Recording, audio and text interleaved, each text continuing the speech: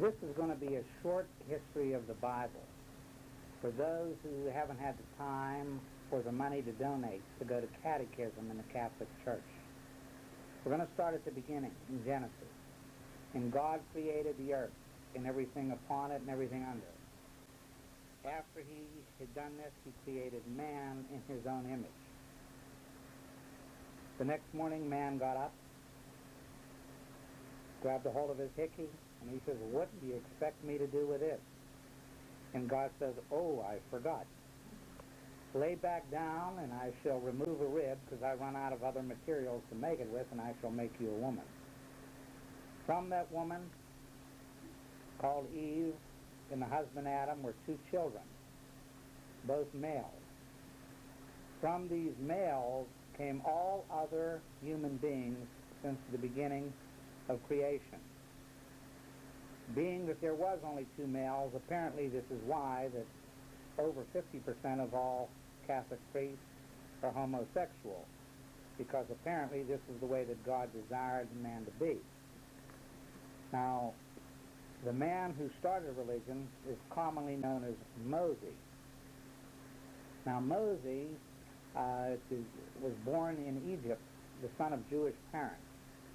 And King Ramses had an edict to kill all the firstborn sons of all the Jews. And so his parents put him in a little basket and floated him down a river.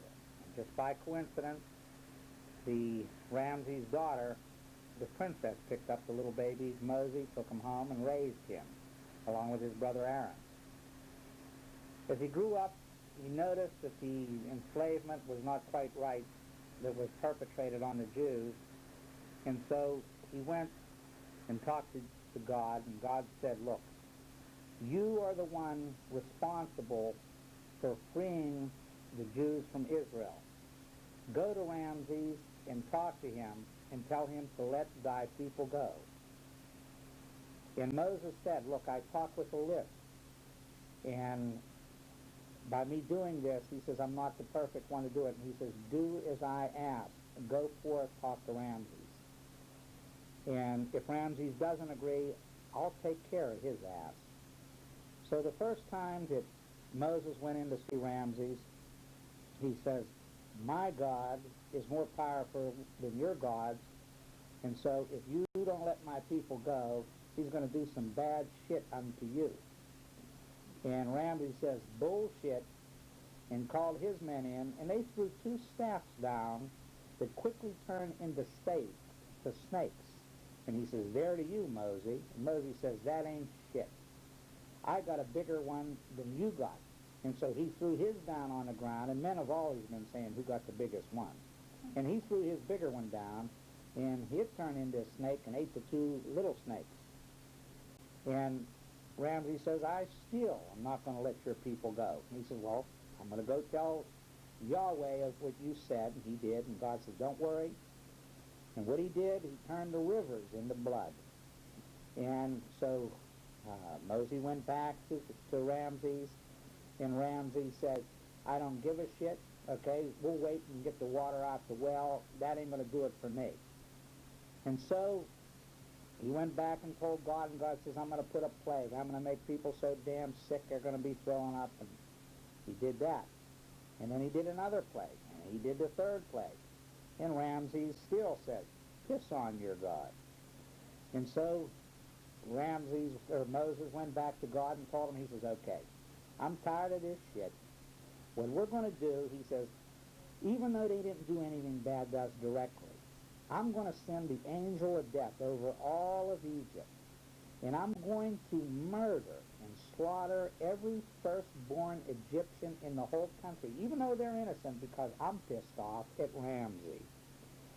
And Moses said, "Well, what about my people? You going to do it?" He says, "No." He says, "They're going to be saved by the blood of the Lamb. What you do is go slaughter a lot of innocent lambs, and you take the blood with your hands and paint it over the doorways. And that way, when the angels of death fly over Egypt, any house that is covered with the blood, they're going to pass over, and your children shall be saved." And as he said, so shall it pass. And a plague came over Egypt, and all the young children, including Ramses' youngest, most favorite son, was killed. And finally, Ramses capitulated. He says, take your people and leave this country.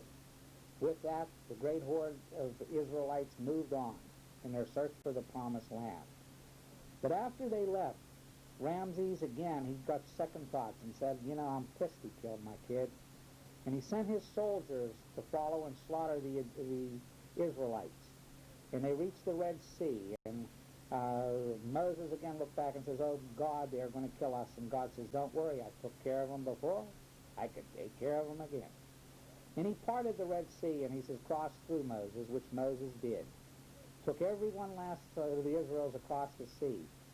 And God stood on high and looked down, and he waited till every single soldier of the Egyptians was in the middle. And he flushed them down and killed them all. God does seem to like to kill people. And that's how Moses and his people were freed from bondage of Egypt. Let's see how that's called. Another so-called true story of the Bible is the story of Joshua and the Battle of Jericho. Christians have been running around singing, Joshua in the Battle of Jericho, Jericho, like there's something proud in that sixth story. To understand the story completely, Joshua was a general working for Moses. And it took him 40 years to go a few miles for this promised land, which they to this day have never found, unless you call a barren desert promise. And so the people would get restless and wanted to turn on Moses continually. And so anytime he'd want to get the masses to do something, he couldn't say he wanted it. He would go up onto a mountain and come back and say, this is what God wants. Knowing that their superstitious nature, they would never argue with God. They may argue with him or even his generals, but not with God. So they were a warring nation. They were not peaceful. They were conquering one land after another, the Canaanites and all the rest. And so Moses now set his sight on Jericho. He went to the mountains. He came down and he says that God told him to tell his general Joshua to take his men and to march around Jericho, and the walls would come tumbling down. God also told Moses to tell Joshua to go in when those walls come down and to kill every man. And this is written very clearly in the Bible to anyone who reads it with a critical and open mind. He says, go into Jericho and kill every man. Kill every old lady. Kill every man's child, every baby. Slaughter every single one. The only ones you let go are the young, vivacious women. To those, pluck their fingernails so they cannot fight back and go in unto them. In unto, in the Bible, means intercourse. So in essence, what Moses said that God said was to go in and slaughter every human being except the good-looking women and rape them. Now, I'm not all that good, and my father was not all that good, but I doubt my father would ever say to do that to one person, yet alone a whole town of innocent people. Yet the so-called Holy Bible is very clear if you read the story of Jericho. Now again, God seems to be a vengeful God because he always gets pissed off. There's another part in the Bible that talks about two cities called Sodom and Gomorrah. It's like New York and San Francisco. And back then the people were partying and having a good time, and God gets a little pissed when Christians have too good of a time. And so he called his man Lot, his favorite person. It seems he always has the one favorite. God shows favoritism. And he went to Lot and he said, look, take your family and leave. And when you leave this town, don't turn back, whatever you do. Do not turn back and do not look back. Well, after years of living there, Lot packed up his family in the middle of the night, started to walk away, and a sudden explosion in flames. And Lot didn't look back, but his wife had to look back because there was her friends, her relatives, and so forth. It was hard not to, any more than I couldn't if I left my relatives, even though they may have made a lot of mistakes. And God turned her into salt. Again, he wiped out cities, and in those cities were babies, and I don't know what kind of sins babies could have done, but they were murdered along with the parents. And there's another story of Noah and the ark. And again, once again, God was very angry. And he was mad at everybody on the earth except Noah and Noah's family. And so he told Noah, he said, I want you to build a boat. And he says, how many cubits? He even gave him a diagram, how long, how wide, how high, and so forth. He said, then I want you to collect every animal on the face of the earth and put them on 2 by 2 onto this boat. And I'm going to drown every single human being on the earth. According to the Bible, this is another true story, okay? So-called true story. There's another time when you talk about the Tower of Babel, where the people wanted to see God, which I would. If I knew my father was some other place and was on another island, it's just common nature to want to be with your own parents. You know, anyone who's been adopted, their whole life might be spent in search of trying to find their own parents. And so the people were making an honest effort, supposing to the fairy tale in the Bible, of trying to build up a tower that they can get up to heaven to see God. And God gets pissed off because he likes his privacy, he likes to watch TV, doesn't want to bother with the kids. And so he destroyed that Tower of Babel, and then he also made them speak all the different languages so they could never long again talk to each other and be able to work together in harmony to build anything great. Now, any father that would do that to his children and don't want them to communicate and would not be happy that they want to come see him is a sick father. But the people who promulgate that horrendous book are sick people. They are the people who have started the Spanish Inquisition. If you look into any encyclopedia and see the Spanish Inquisition, you will find that the popes back then, along with the bishops and the priests and the cardinals, these mental thieves would combine with the kings, and they would start a tradition called confession. And they would see, the kings always wanted to know what was happening in their kingdom. And what better way than have a partner who would go into a little booth and could get these innocent citizens who think that they are coming in privacy talking to God to tell everything that they had done wrong. Anyone who did anything wrong against the king was then tortured in these inquisitions. And by tortured, I mean they would be put on racks and their bones would be broken, and they would be put into pits with nails and stretched and just mutilated. There was never one done that was not in the presence of a Catholic priest or a pope. On the other hand, the kings agreed that if any of these people had the audacity to have any other religion other than what they were backing up, the king would also kill and torture these people. So it was no different than having 2 mafia gangs, one in charge of numbers and one in charge of the alcohol, and they each take care of their own division, and they get along happy ever after, just like the mafia. That's perpetrated up until today, where now we know that over 50% of the Catholic priests who walk around in dresses are homosexuals and have been raping little boys. Okay, we know this. But Jesus knew this also was going to happen. When Jesus walked the earth years later, he was killed. And the reason he was murdered is because he said the truth would set you free, and he explained.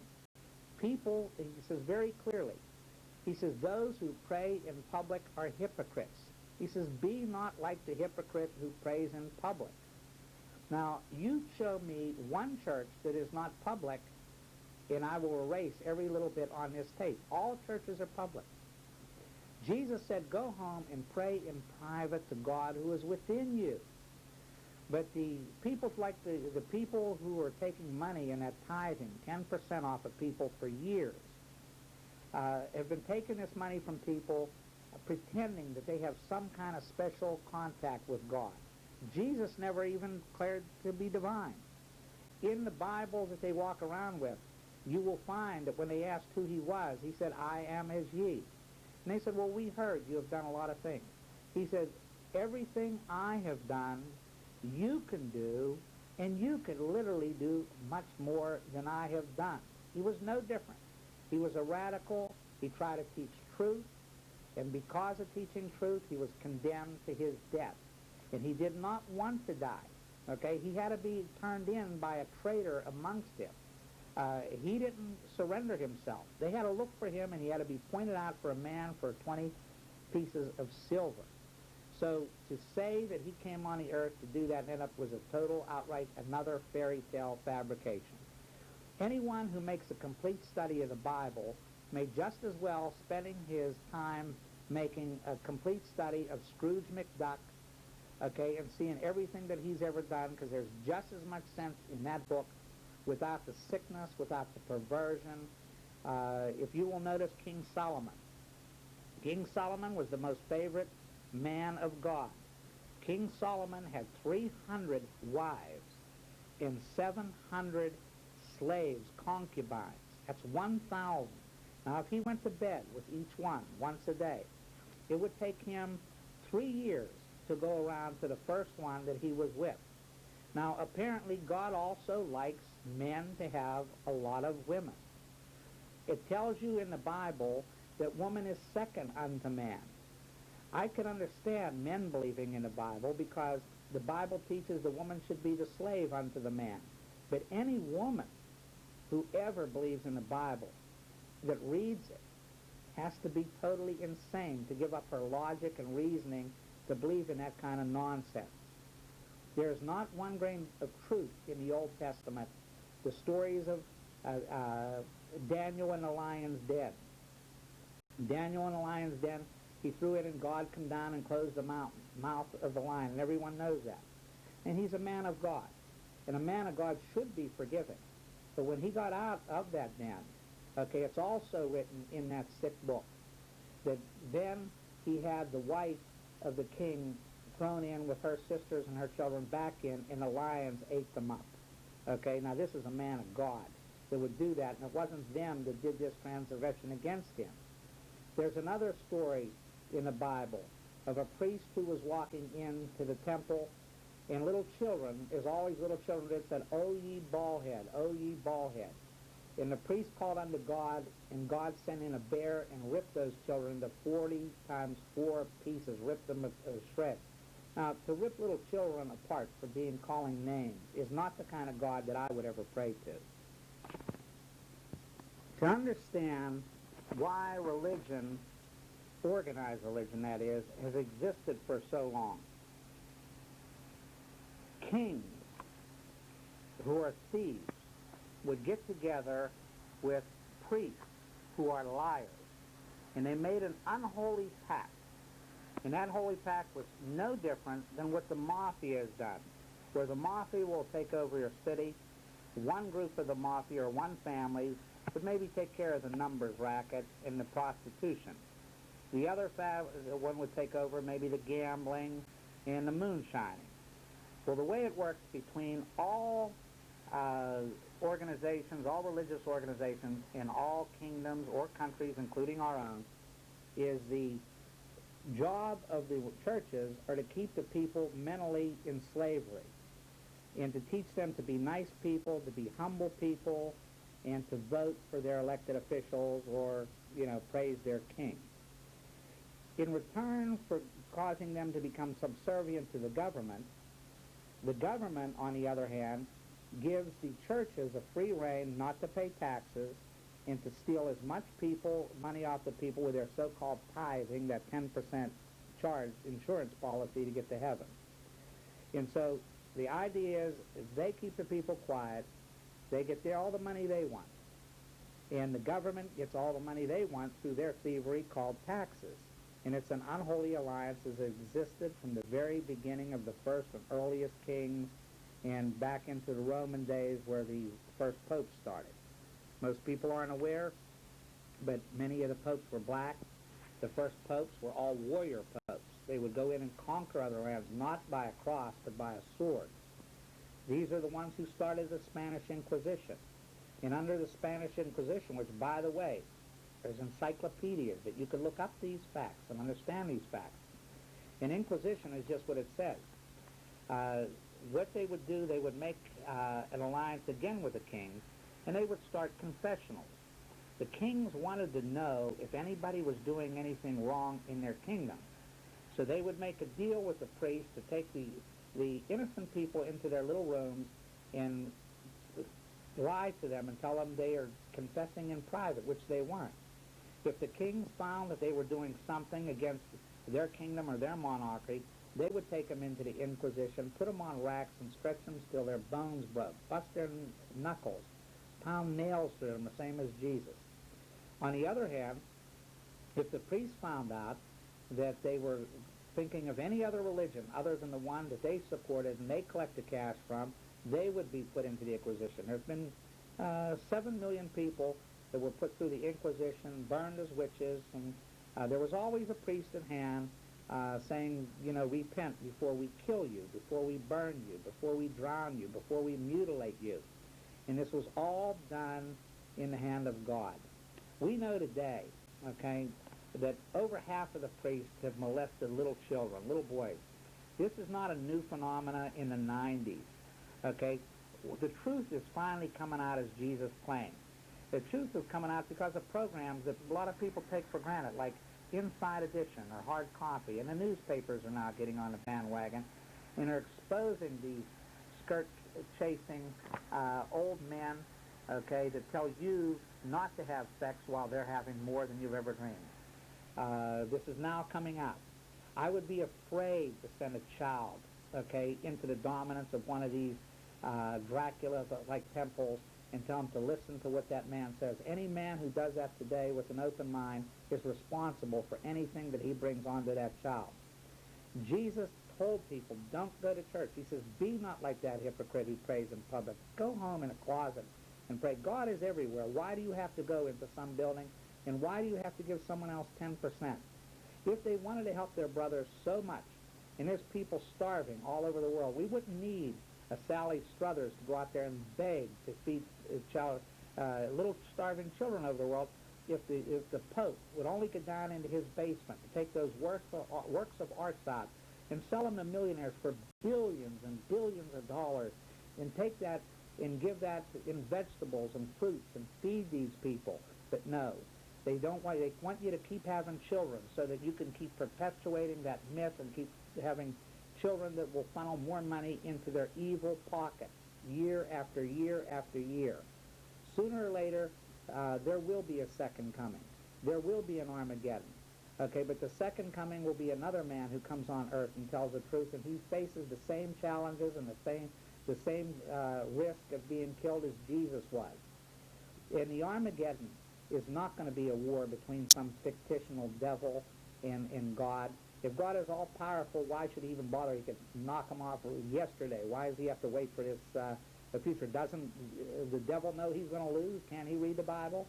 It's silliness, all this thing. It's total fairy tales. You might as well read Mother Goose or watch Mickey Mouse or Donald the Goofy knows more than what's in the Bible. There will be an Armageddon, but the Armageddon is going to be truth against lies. And Jesus said it very clearly, the truth will set you free. But to see the truth, you have to open your eyes, because Jesus said most people, they have eyes and they see not. They have ears and they hear not. And I guarantee you one thing, absolutely, positively sure. If God gave the bird wings, it's kind of self-evident he meant for the bird to fly. If God gave you an inquisitive brain, he means for you to look, and because no father ever expects a child not to ask why. Why? When you read, or one of these men in flowing robes stands in front of you and tells you something to believe on blind faith, my ass. Check him out, An honest man does not mind being checked upon.